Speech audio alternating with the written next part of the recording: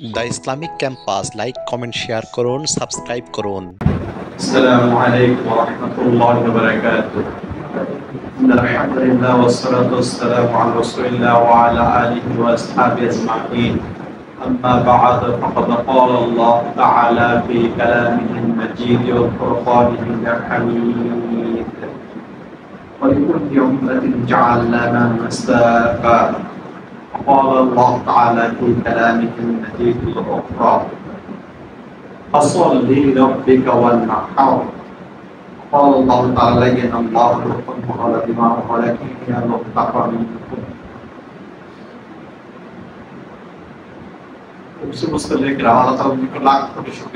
মেহেরবানি করে এই জিলহজ মাসের আমাদের সকলকে কুরবানির পূর্ব মুহূর্তে জুমাতে সকলে একত্রিত হওয়ার তৌফিক দান করেছেন। আমরা মহান আল্লাহ তাআলার নিকট শুকরিয়া জ্ঞাপন করি, বলছি আলহামদুলিল্লাহ।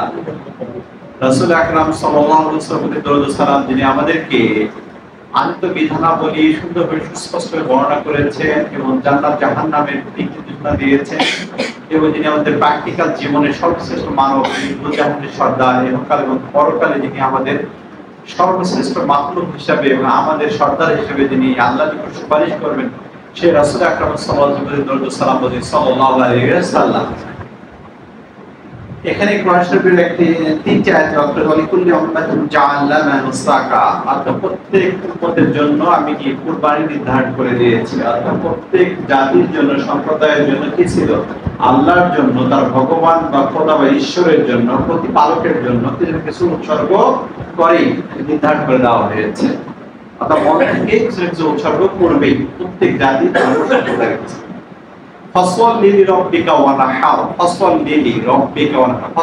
অর্থাৎ নামাজ পড়বে, ওয়ানহার এবং কুরবানি করবে। সূরা ইন্না আতাইনাকাল কাউসার ফাসল লিরাব্বিকা ওয়ানহার ইন্না শানিআকা হুয়াল আবতার, ছোট সূরার মধ্যে রয়েছে।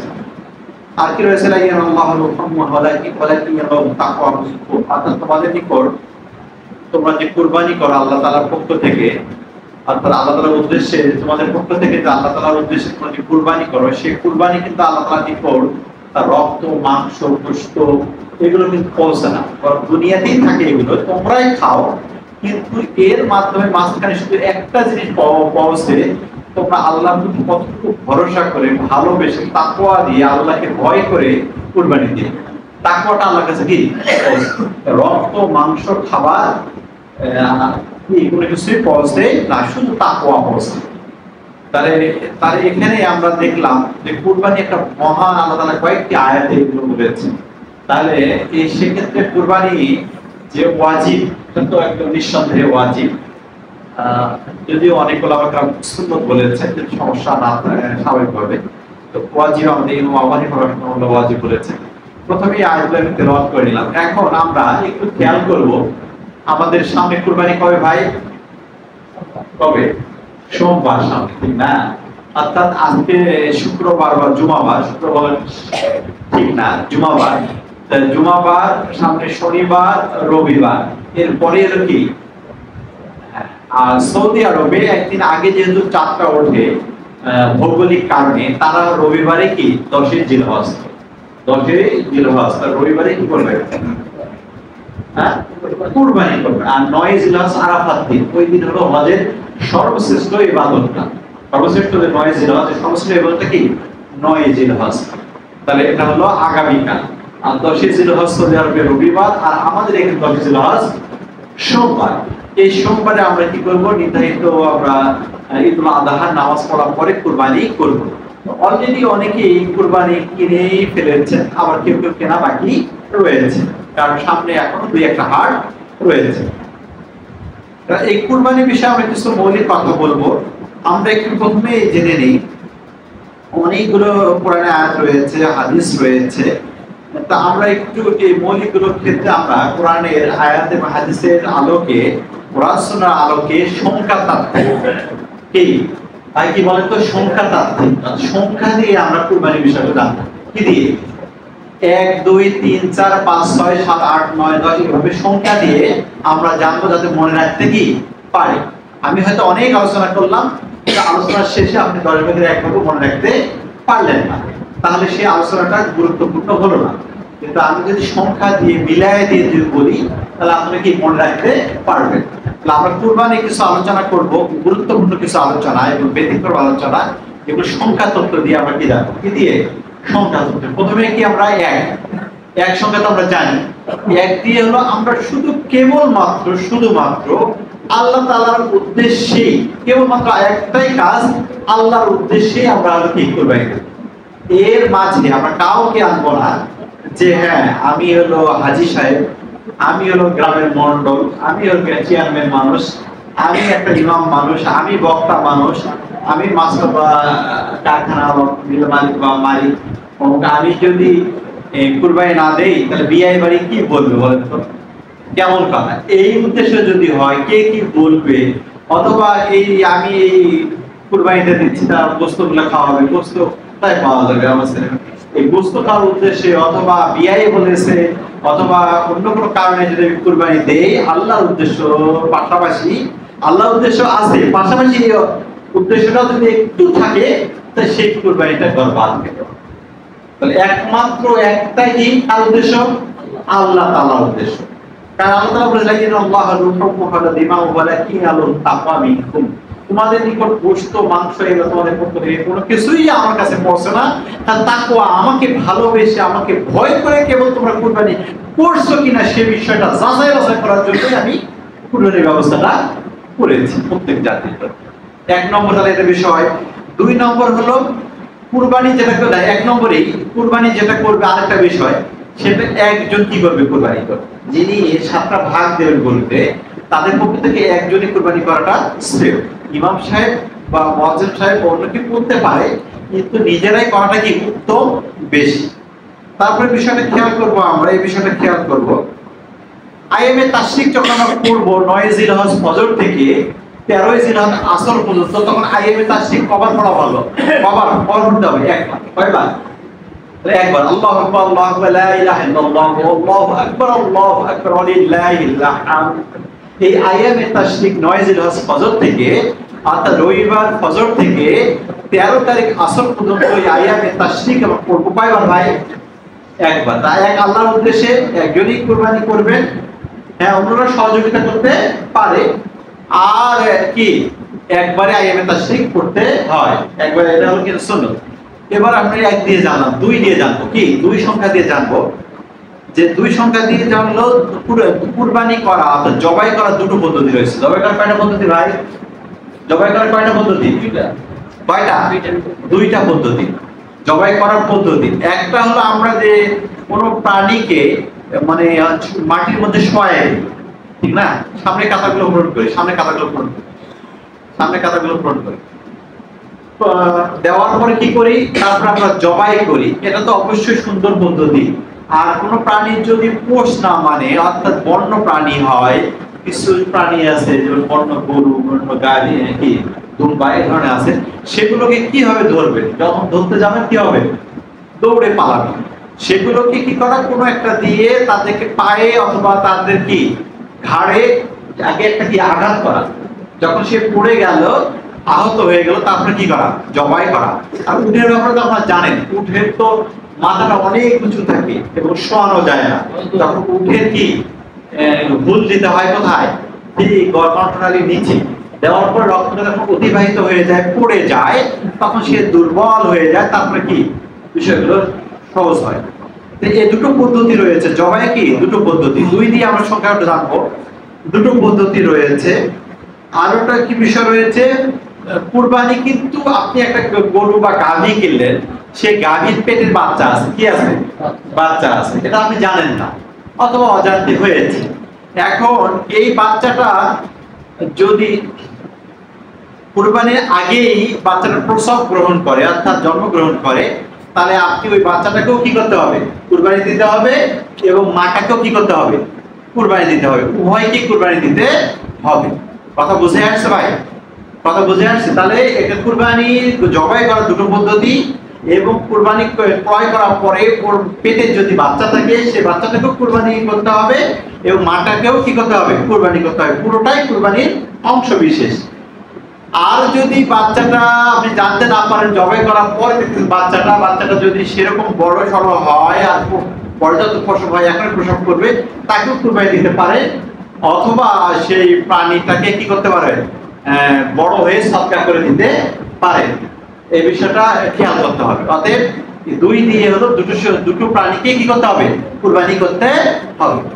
এবার আসি আমরা তিন সংখ্যা দিয়ে আমরা কি জানবো?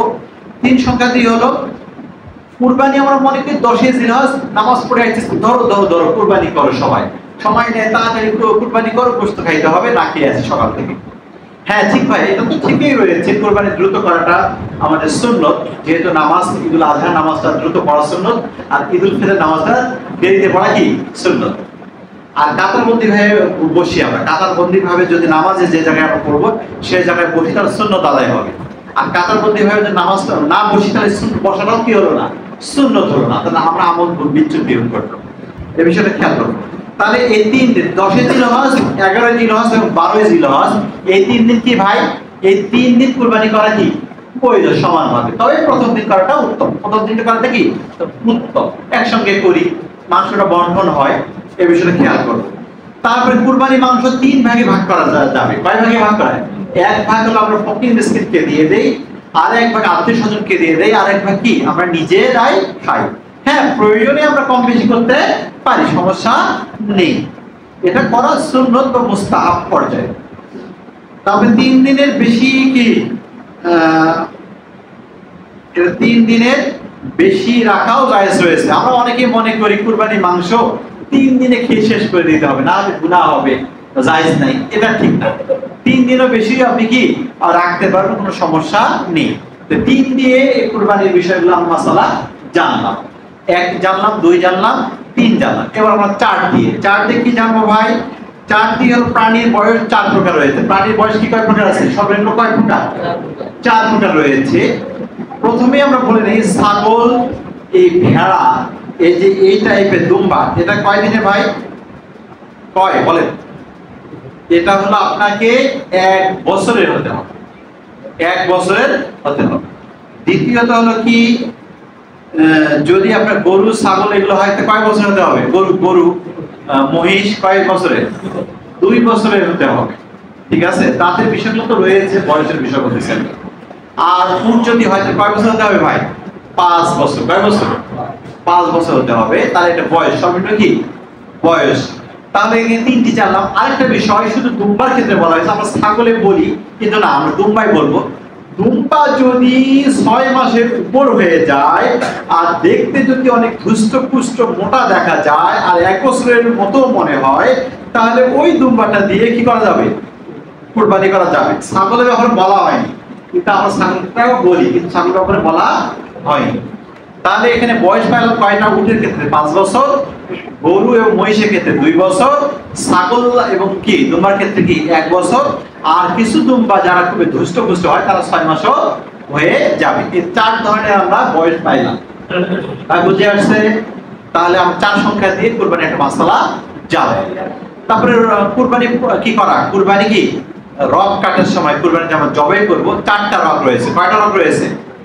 একটা কণ্ঠনালীর রক, একটা 2 হলো সাহা রক, অর্থাৎ রক্ত প্রবাহিত হয়, একটা শ্বাস প্রশ্বাসের কি রক, খাবারের রক, খাবার নালী, তারপরে কি নিঃশ্বাস নালী, আর একটা রক্ত প্রবাহিত হয় 2 সাহা রক।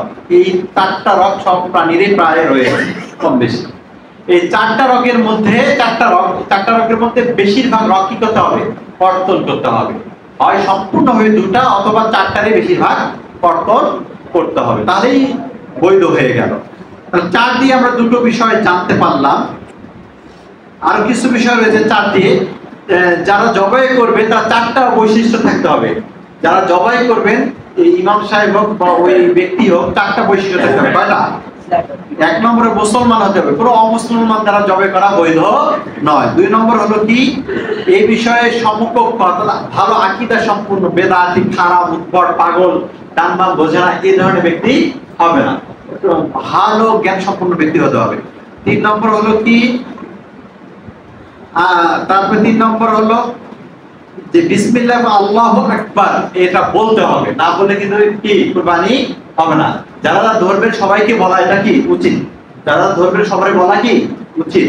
আর 1 নম্বর হলো কি, যে কুরবানি নিয়মাবলী জানতে হবে। আপনি কুরবানি করতে হয় মাথা কি গলা কাটতে হয়, আপনি উল্টা দিকে যদি আপনি ঘাড় কাটেন তাহলে হবে না, পা কাটেন তাহলে হবে না, নিয়মটা জানতে হবে। এই 4টা বিষয় আমরা জানলাম। এবার আসি আমরা হলো কি 6 বিষয়, 6টা আমাদের হলো কি 6 দিয়ে আমরা জানবো, 6 সংখ্যা দিয়ে কুরবানি কিছু মাসালা আমরা কি জানবো। সেক্ষেত্রে হলো কি যে কাদের উপর কুরবানি ফরজ, কাদের উপর কুরবানি, সবার জন্য কুরবানি ফরজ তাও না। 1 নম্বর হলো মুসলমান হতে, অমুসলমান যত টাকা পয়সা থাক তার জন্য কুরবানি কিন্তু জায়েজ নেই। তারপর মুকিম হতে হবে, মুসাফির অবস্থা সবসময় কিন্তু কুরবানি জায়েজ নয়। মুসাফির অবস্থা সবসময় কি কুরবানি জায়েজ নয়, সে তো ওখানে বিপদের মধ্যেই আছে যে কিভাবে কুরবানি করবে। মুকিম থাকতে হবে, স্থানীয় লোক হতে হবে। 3 নম্বর হলো বালেগ হতে হবে, ছোট বাচ্চাদের উপর যদি সম্পদ থাকে দাদা নানা বাবারা দেয়, কিন্তু তাদের উপর কুরবানি করা কি ওয়াজিব নয়। কুরবানি হ্যাঁ কুরবানি করতে পারে কিন্তু ওয়াজিব নয়। তবে জ্ঞান সম্পন্ন হতে হবে, পাগল ব্যক্তি উদ্ভট পাগল টাইপের লোকের কি কুরবানি করা কি ওয়াজিব নয়। তারপর নেশাব পরিমাণ মানে সম্পদ থাকতে হবে, অর্থাৎ 52.5 তোলা রূপা প্রায় 1 লাখ টাকা প্রমাণ যদি আপনার কুরবানির দিন যদি তার পূর্বের খাবার অর্থাৎ খাবার ওই দিনে খাবার রেখে এই সম্পদটা আপনার বাড়ি গাড়ি যা আছে থাকার জায়গাটা ছাড়া বাকি যে কোনো সম্পদ যদি বিক্রি করে প্রায় 1 লাখ টাকা বা 96,000 টাকার মতো সম্পদ যদি হয় 52.5 তোলা রূপার মতো, তাহলে অবশ্যই আপনার কুরবানি করতে হবে। আর ওটা কি আইএমএ তাশরিকের দিন কুরবানি করতে হবে, এবং হলো এই বিষয়টা আমাদের খেয়াল করতে হবে। এই 6টা শর্ত আমাদের লাগবে। আর বিষয়টা কি 6টা বিষয় হলো সহি নিয়াত থাকতে হবে, হালাল অর্থে কেনা হতে হবে, হারাম টাকা কেনা যাবে না। ইচ্ছে মতো সুদ ঘুষ ব্যাংকের টাকা অমুক অমুক নেশা পানি বিক্রি করা এই টাকা অমুক টাকা মানে অনেক ধরনের কি কি যেন বলে এই ধরনের টাকাগুলো কি অবৈধ টাকা দিয়ে কুরবানিটা করে আপনি টাকাটাই বৈধ নয়, কিভাবে আপনি কি হয় বলেন? বিবাহই যদি বৈধ না হয় সন্তান কিভাবে বৈধ হবে? কুরবানিটা কেনাটাই যদি অবৈধ হয় তার কুরবানি গোশত খাওয়াটা কিরকম ভালো হবে বলেন? এই বিষয়টা আমরা খেয়াল করতে হবে। আর নিরের টাকা হতে হবে, শ্রমের টাকা, পরিশ্রমের টাকা, ধান যে ফসলের টাকা, পারিশ্রমিকের টাকা, বেতনের টাকা, বৈধ ব্যবসার টাকা, এগুলোতে আমাদের কি ক্রয় করতে হবে। তারপরে কি এবারে হিসাব আল্লাহ সবকিছু সন্তুষ্টি অর্জনের ক্ষেত্রে হতে হবে, গোশত খাওয়ার নিয়ত থাকা যাবে না। আল্লাহু আকবার ইখলাস এবং সুন্নাত তরিকায় এই 6টি অবশ্য বৈশিষ্ট্য থাকতে হবে। এই জন্য আল্লাহ তাআলা বলেছেন আল্লাহু রহমুহু ওয়া দিমাহু ওয়া লাকিয়ালু তাকওয়া মিনকুম, তোমাদের নিকট হলো গোশত মাংস রক্ত এগুলো পৌঁছানো বড় আল্লাহ তাআলার নিকট তাকওয়া আল্লাহ ভীতি এবং আল্লাহর প্রতি ভরসা এগুলো বড় পৌঁছে। তারপরে এখানে 6 ধরনের প্রাণীকে কুরবানি দেওয়া যাবে। পৃথিবীতে কিন্তু অনেক লক্ষ লক্ষ প্রাণী রয়েছে, সব প্রাণী কি কুরবানি করা যাবে না। মন চাচ্ছে যার ঘোড়া অনেক পছন্দ হয়েছে তার ঘোড়া কুরবানি দেই না, মন চাচ্ছে গাধা তো খুব নিরহ প্রাণী, খুব সুন্দর দয়ামা ভালোবাসা প্রাণী, কুরবানি দিব তা না। মন চাচ্ছে বিশাল এক রাজহাঁস কুরবানি দিয়ে দিব তা না, মন চাইলে কি কুরবানি দেওয়া যাবে না। 6 ধরনের প্রাণী কি কুরবানি দেওয়া যাবে। কয় ধরনের ভাই? 6 দিয়ে যেহেতু আমরা সংখ্যা বলতেছি। 1 নম্বরে উট, গরু, মহিষ, কয়টা হলো? 3টা, যেগুলো কি একাধিক ভাগ দেওয়া যাবে, তবে সর্বোচ্চ কত? 7 ভাগ। সর্বোচ্চ কি 7 ভাগ, যেগুলো কি এক বা একাধিক ভাগ দেওয়া যাবে, কিন্তু সর্বোচ্চ কয় ভাগ? 7 ভাগ প্রাণী। বুঝতে পেরেছেন? কেউ 8 ভাগ দিতে চাইলে হবে না।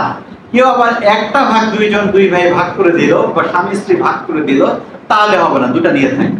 একটা ভাগ একজনেরই কি লাগবে, বরাদ্দ সর্বনিম্ন। হ্যাঁ, একটা গরু একজন দিতে পারে, 1 2 3 4 5 6 দিতে পারে, 7 জনও দিতে পারে। এরকম উট, গরু, মহিষ এটা দিতে পারে। আর দুম্বা, ভেড়া, ছাগল এই 3 প্রাণীকেও কি করা যাবে? কুরবানি দেওয়া যাবে। তারপর 6টা প্রাণী হলো, কিন্তু সেগুলো একাধিক দেওয়া যাবে না। একজন কয়টা? একটাই দিতে হবে, একাধিক দেওয়া যাবে না।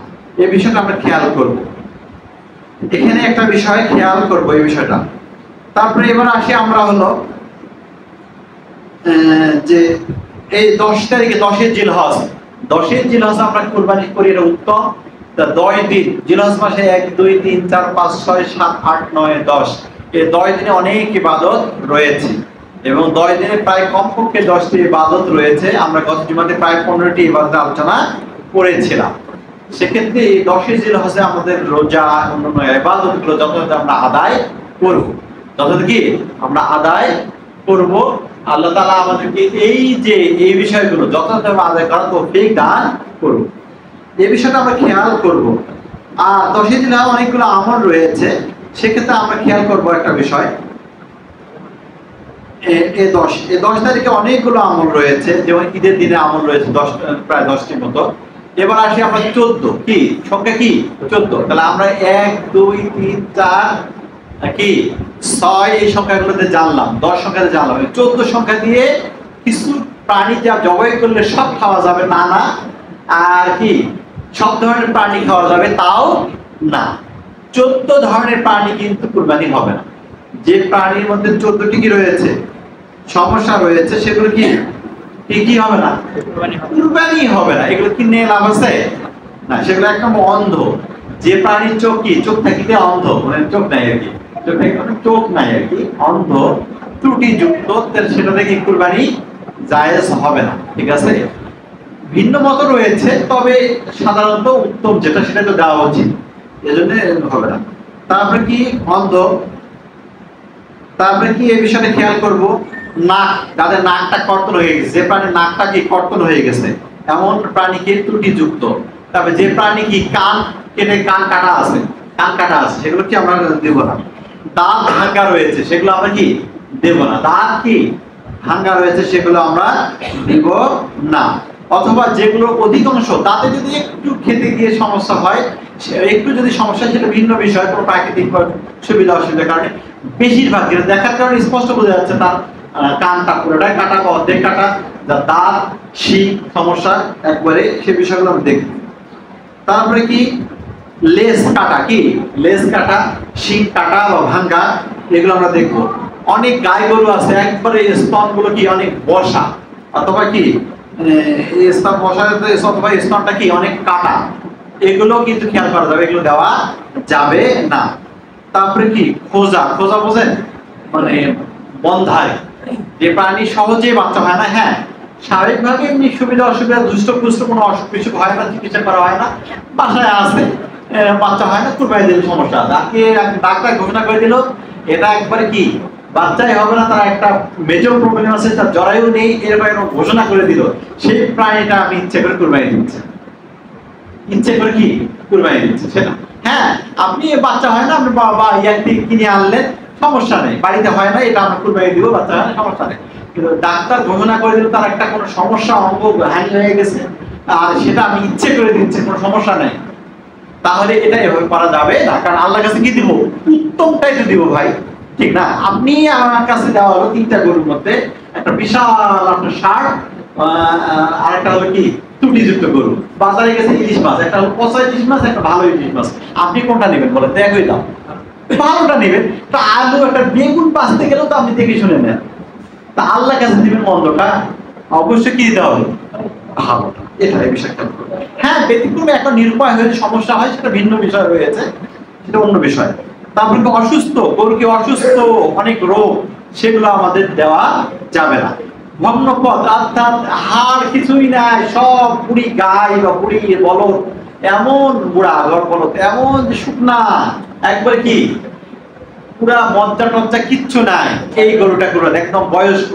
আপনি যখন একটা কর্মসংস্থানের লোক নেবেন, আপনি যখন কোথাও কোনো জায়গায় নেবেন, সেনাবাহিনী, বিমান বাহিনী, নৌবাহিনী, ডিফেন্সে কোনো জায়গায় লোক নেয়, তখন কি একবার এরকম বলে যে 50 থেকে 60 বছর যেগুলো বৃদ্ধা বয়স, হাঁটতে পারে না, মুক্তিযোদ্ধা বলে একদম অচল হয়ে গেছে, মানে যাদের অবস্থা করুন, তারা হলো নিয়োগ প্রাপ্ত হবে। এমনকি হয় যুবক তাগড়া 19 বা 21 বছরের বয়স যারা, তারা নেবেন। তাহলে যেই কুরবানিটা দিবেন যারা চলতেই পারে না, যে প্রাণী, সেই প্রাণীটা কিভাবে আপনি দিচ্ছেন কুরবানি?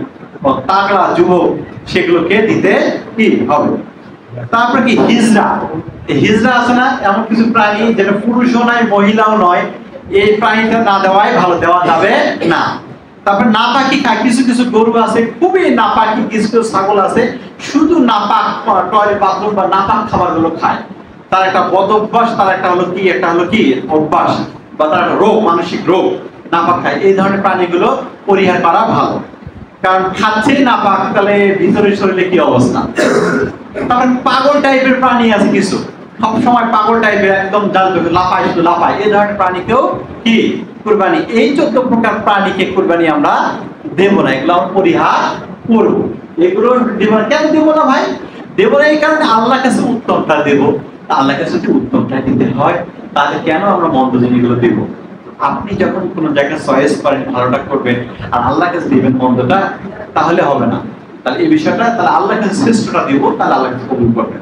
তাহলে এই 14 শ্রেণীর প্রাণীকে কুরবানি দেওয়া কি সঠিক নয়। আর 14 শ্রেণীর 14 শ্রেণীর প্রাণী রয়েছে, 14টা বিষয় রয়েছে যেগুলো কি কুরবানি দেওয়া কি কুরবানি দেওয়ার পরে যেগুলো খাওয়া যাবে না। যেমন হলো কি, 1 নম্বর রক্ত, কোনো প্রাণী রক্ত খাওয়া যাবে না। 14টা বিষয় রয়েছে যেগুলো রক্ত খাওয়া, যেগুলো খাওয়া যাবে না। তারপর কি পিত্তথলি, পিত্ত এটা খাওয়া যাবে না। মূত্রনালী, মূত্রনালী এগুলো খাওয়া যাবে না। মূত্রনালী অর্থাৎ এগুলো খাওয়া যাবে না। অর্থাৎ পুরুষ গরু হলো যেটা হলো আপনার স্ত্রীলিঙ্গ পুল্লিঙ্গ, এটা খাওয়া যাবে না। মূত্রথলি এটা খাওয়া যাবে না, মূত্রথলি যেটা যেটা। তারপর অন্ডকোষ এগুলো খাওয়া যাবে না। বীর্যনালী এটা খাওয়া যাবে না।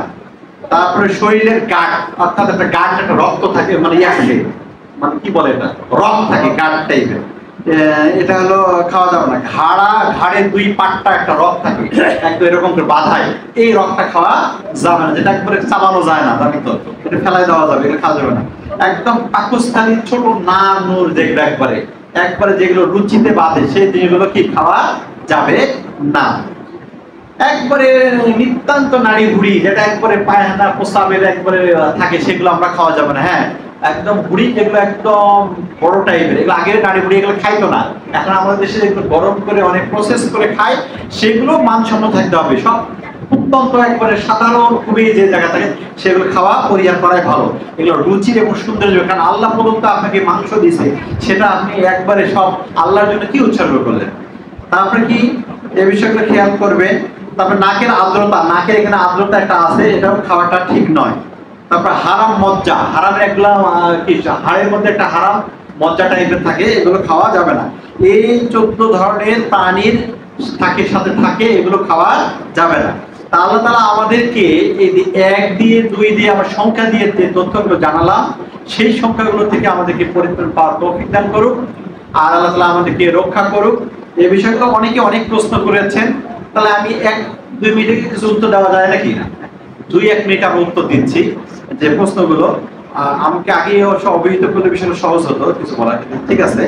যে জবাই পারিশ্রমিক, জবাই করবেন যেটা পারিশ্রমিক হিসাবে কোনো কিছু দেওয়া যাবে না। ইমাম সাহেব, মুয়াজ্জিন সাহেব, অন্য কেউ পারিশ্রমিক হিসাবে দেওয়া কোনো কিছু দেওয়া যাবে না।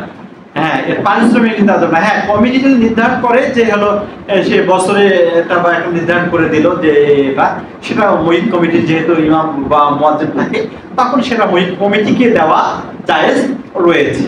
অথবা হাদিয়া হিসেবে কেউ একটু হয়তো দিতে পারে, পারিশ্রমিক হিসেবে করলো, না দিলে আমার কুরবানি এটা হবে না, টাকা দিই, এটা এভাবে করা দেওয়া যাবে না। আর মাংস যখন কেউ দিতে চায়, যারা জবাই করবেন বা ইমাম সাহেব বা মুয়াজ্জিন সাহেবকে, সেটা দিতে হবে যে আমাদের ইমাম সাহেব, মুয়াজ্জিন সাহেব, তিনি তাকে দেওয়া হচ্ছে সদকা হিসেবে অথবা হাদিয়া হিসেবে দেওয়া যাবে। হাদিয়া হিসেবে সবাইকে দেওয়া যাবে, কিন্তু আমরা এটা এই হিসেবে দিতে হবে, পারিশ্রমিক হিসেবে দেওয়া যাবে না। এই বিষয়টা খেয়াল করবো। তার কোন পশু উত্তম মনে করবেন? 7 জন গরুতে ভাগ দেওয়ার থেকে একটা প্রাণী অর্থাৎ কি ছাগল, দুম্বা, ভেড়া কুরবানি দেওয়া উত্তম। 7 জন গরুতে ভাগ দেওয়ার থেকে এক করে একাই একটা কি প্রাণীকে দেওয়া উত্তমের সর্বজনবিদিত, সবার কাছে একমত, এটা কোনো দ্বিমত, সকল আলেমরা একমত, এটা খেয়াল করবেন। ফির আবার কি ছাগল ভেড়ার থেকে দুম্বা দেওয়া কি উত্তম, ছাগল ভেড়া থেকে কি দুম্বা দেওয়া উত্তম। হ্যাঁ, 7 জনের ভাগ দেওয়া যাবে, তবে একা একটা গরু, এক পরিবারের গরু থেকে, এক ফ্যামিলি গরু থেকে দেওয়া এটা সর্বোত্তম। কি সর্বোত্তম, এক পরিবার থেকে কি দেওয়া। আবু দাউদ শরীফে হাদিস রয়েছে, একদম 7 ভাগে কুরবানি দেওয়া যাবে, রাসূলুল্লাহ সাহাবারা করেছেন, রাসূলের সম্মতি ছিলেন, আবু দাউদ শরীফের হাদিস। তবে উত্তমের কথা, কুরবানি যেহেতু উত্তম ব্যাপার, কুরবানিটাই উত্তম, আল্লাহ খুশি, এই জন্য এক পরিবারের পক্ষ থেকে একটা গরু, ছাগল, মহিষ এগুলো দেওয়া ভালো। না হলে আমরা 7 ভাগে কি দেব, এই বিষয়টা খেয়াল করবো গরুর ক্ষেত্রে না পারলে। আর ছাগল দিতে পারলে তো মাশাআল্লাহ আরো ভালো। তারপরে কি জবাই নিজেই করা ভালো, না হলে আমাদের যারা জানে তাদের দ্বারা করে নিব। তারপরে বিষয়টা খেয়াল করো, বাচ্চার কথাটা বলছি, যদি কুরবানি দেওয়ার মুহূর্তে যদি বাচ্চা হয়, পেটে বাচ্চা থাকে, ওই বাচ্চাটাকে কি করতে হবে? কুরবানি দিতে হবে। আমি আগে আলোচনা করছি, যারা প্রথমে এসেছেন ভালো। আর অবশ্যই কুরবানির দিন কুরবানি করতে হবে, না হলে পরের 2 দিন করা যাবে। 10 জিলহজ, 11 জিলহজ, 12 জিলহজ দিনের বেলা করতে হবে। হ্যাঁ, রাতে যদি পর্যাপ্ত আলো থাকে রাত্রে কুরবানি করা যাবে। অবশ্যই কুরবানি নামাজের আগে করা যাবে না, এবং 12 জিলহজের পরে করা, মাগরিবের সূর্য ডোবার পরে আর করা যাবে না। এই 3 দিনে করা ভালো। প্রথম দিন করা সর্বোত্তম, দিনে করা সর্বোত্তম, নিজে করা সর্বোত্তম, একাই কুরবানি দেওয়া সর্বোত্তম। এই বিষয়গুলো আমরা খেয়াল করব। ওয়াকিদুন আলহামদুলিল্লাহি রাব্বিল আলামিন।